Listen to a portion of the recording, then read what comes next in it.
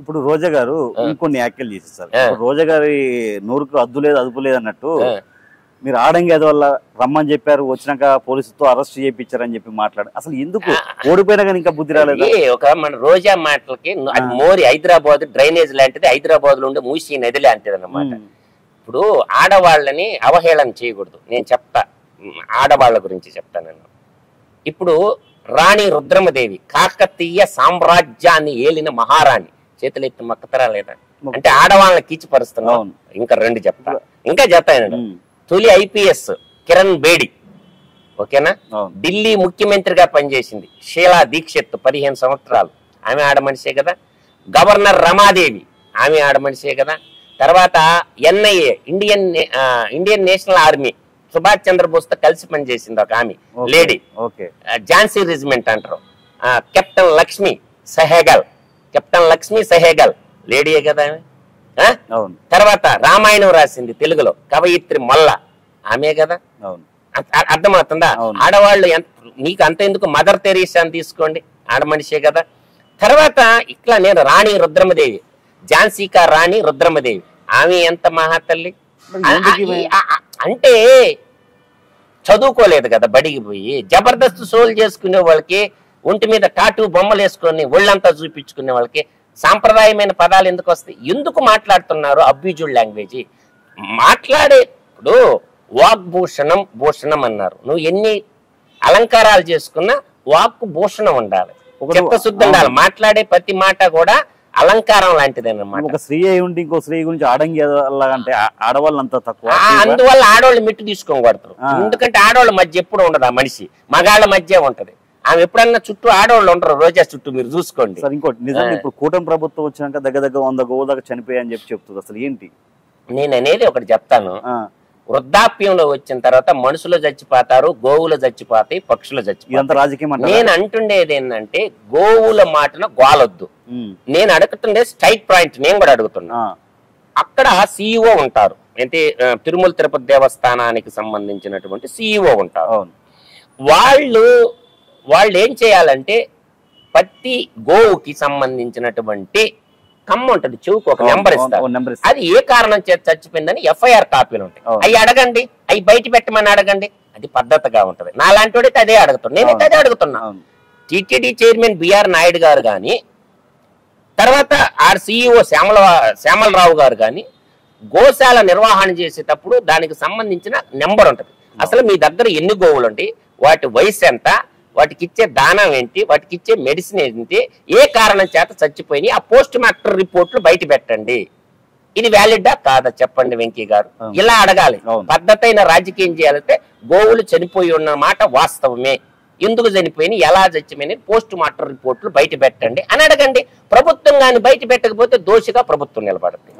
అలా కాకుండా అంటే మీరు హిందూ జనోద్ధారకులు కాదు, హిందువులు కాని వాళ్ళు కూడా గోవుల గురించి మాట్లాడకూడదు అనమాట. జగన్మోహన్ రెడ్డి తత్వం ఏంటంటే ఎవడో తాగి చస్తే, తాగుబోతోడు చస్తే వాడిని అడ్డం పెట్టుకొని తగలెట్టాలని చూశాడు. తర్వాత అదే ప్రవీణ్ అనే అటువంటి వాడు బట్టి క్రిస్టియన్లని రెచ్చగొట్టిండు. ఒక్క బిల్లుని అడ్డం పెట్టుకొని ముస్లింస్ ని రెచ్చగొడతాడు. తర్వాత గోవుల్ని అడ్డం పెట్టుకొని హిందువులు రెచ్చగొట్టాలని ఆ కాలాలు చెల్లిపోయినాయి. జగన్మోహన్ రెడ్డిని అసలు ఎవడు నమ్మడు. హిందువుగా నాన్న ముఖ్యమంత్రి కాకముందు నువ్వు అంత పోటుగాడు పెట్టి ఎందుకు సృష్టించలేదు నాకు చెప్పమనండి. అంటే రాజకీయాన్ని వ్యాపారాత్మకం చేసింది ఎవరు?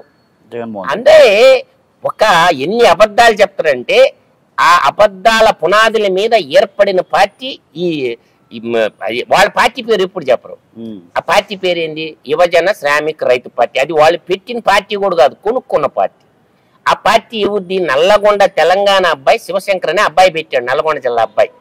ఆ అబ్బాయిని కూడా గెంటేశారుగా. పార్టీ పెట్టినాడు, ఆ అబ్బాయి కూడా కోర్టుకు పోయాడు నా పార్టీ నాకు ఇప్పిమని. అంటే ఆడ మోసం చేశారుగా. వాళ్ళు ఎప్పుడు పార్టీ పేరు చెప్పడు, యువజన శ్రామిక రైతు పార్టీ అని ఏ రోజు చెప్పరు. యాక్చువల్ గా పార్టీ ఏంటంటే యెహోవా సోలొమన్ రోమన్ కరప్షన్ పార్టీ అన్నమాట. వాళ్ళ చెల్లెలు ఏం చెప్పింది? వైఎస్ఆర్సిపి అంటే వై అంటే వైవి సుబ్బారెడ్డి అని, ఎస్ అంటే సాయి రెడ్డి అని, ఆర్ అంటే సజ్జల రామకృష్ణారెడ్డి అని, అర్థమైందా? సి అంటే చెవిరెడ్డి చెవిరెడ్డి అని, పి అంటే పెద్దిరెడ్డి రామచంద్రారెడ్డి. ఇదే దాంట్లో వైఎస్ఆర్ లేడని. వైఎస్ఆర్ అంటే ఎడుగూరు సంధింటే రాజశేఖర్ రెడ్డి అని చెల్లెలే చెప్పిందిగా, దాంట్లో వైఎస్ఆర్ లేడని. అని ఈ రోజు సాయి రెడ్డి కూడా బయటికి పోయిండు.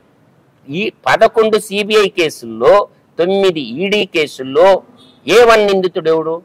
సాయి రెడ్డి కాదు, జగన్మోహన్ రెడ్డి. అవునా? A1 11 సిబిఐ కేసుల్లో 9 ఈడీ కేసులో A1 నిందితుడు ఎవరు? జగన్మోహన్ రెడ్డి. A2 ఎవరు? విజయసాయి రెడ్డి. ఇప్పుడు A2 బయటికి పోయిండు. వాడు అప్రూవర్ గా మారింది అనుకో, జగన్మోహన్ రెడ్డి పరిస్థితి ఏంది? లోపలికి వెళ్ళిపోవాల్సింది. ఇంకేముంది, జీవితాంతం జైల్లో ఉంటారు. అందుకే నేను ఎప్పుడు చెప్తా, జగన్ నెవర్ అగైన్. 1 ఛాన్స్ అన్నారు, ఇంక నో మోర్ ఛాన్స్. ఇప్పుడు సార్ ఈ లెక్కల జగన్మోహన్ రెడ్డిని రాజకీయ భవిష్యత్తు క్లోజ్ అవ్వచ్చా? నెక్స్ట్ సీఎం వాడు బతికినంత కాలం ట్రై చేయమని చెప్పా నేను. వాడికి ఇంకొకటి కూడా చెప్పా, జగన్మోహన్ రెడ్డి నువ్వు గాని ముఖ్యమంత్రి అయితే ఇంకా భవిష్యత్తులో నువ్వు బతికున్నంత కాలం ట్రై చేయరా, నేను బతికున్నన్ని రోజులు నువ్వు ముఖ్యమంత్రి అయితే తల తీసి నీ చేతిలో పెడతారా అని చెప్పా. కన్ని గంటే హనుమంతులాగా మాట తప్పనరా, నేను పెద్ద కంటి రెడ్డి, నువ్వు ఏ రెడ్డో ఎవడికి తెలియదు, నువ్వు ఏ రెడ్డివో కూడా ఎవడికి తెలియదు, నేను స్వచ్ఛమైన పెద్ద కంటి రెడ్డిని, నువ్వు గాని ముఖ్యమంత్రి అయితే భవిష్యత్తులో ఈ తలకాయ కోసి నీ చేతిలో పెడతానని చెప్పా. బంపర్ ఆఫర్ ఇచ్చా. అందువల్ల ఏంటంటే వాడు ఏ రెడ్డో చెప్పడు.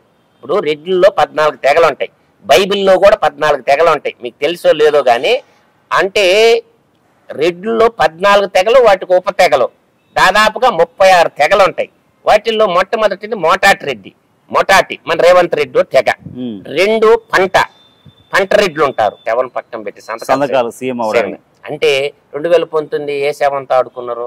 బాబాయ్ శవంతో ఆడుకున్నారు. తర్వాత కోడికత్తి డ్రామా చూసాం. మొన్న 2024లో గులకరాయి డ్రామా చూసాం. శవం ఎక్కడ కనపడదని ఎదురు, అది మనుషుల శవం అయినా కావచ్చు, పశువుల శవం అయినా కావచ్చు. శవ రాజకీయాలు నడవు. ఒకవైపు మత రాజకీయాలు, మరోవైపు శవ రాజకీయాలు, మరోవైపు కుల రాజకీయాలు. ఇది ఎంతవరకు శ్రేయస్కరం కాదు. ఎప్పుడైనా సరే ప్రతిపక్షం ఎలా ఉండాలంటే కరెక్ట్గా వేయాలి పంచి, అధికార పక్షాన్ని ఇబ్బంది పెట్టాలి. అది ప్రతిపక్షం అంటే. ప్రతిపక్షం పాత్ర ఏం పోషించాలంటే అధికార పక్షాన్ని ఇబ్బంది పెట్టాలి. ఏ అయితే ఉందో నువ్వు ఇలాగాది మాట్లాడాల్సింది. మీరు ఈ ఎలక్షన్ లో ఈ హామీలు ఇచ్చారు, వీటిని నెరవేర్చండి, డిమాండ్ చేయండి, తప్పు లేదు, అందరూ అక్సెప్ట్ చేస్తారు. అదే విధంగా నేను ఒక మాట చెప్తాను ఇంకీ గారు, మనకి ఆంధ్ర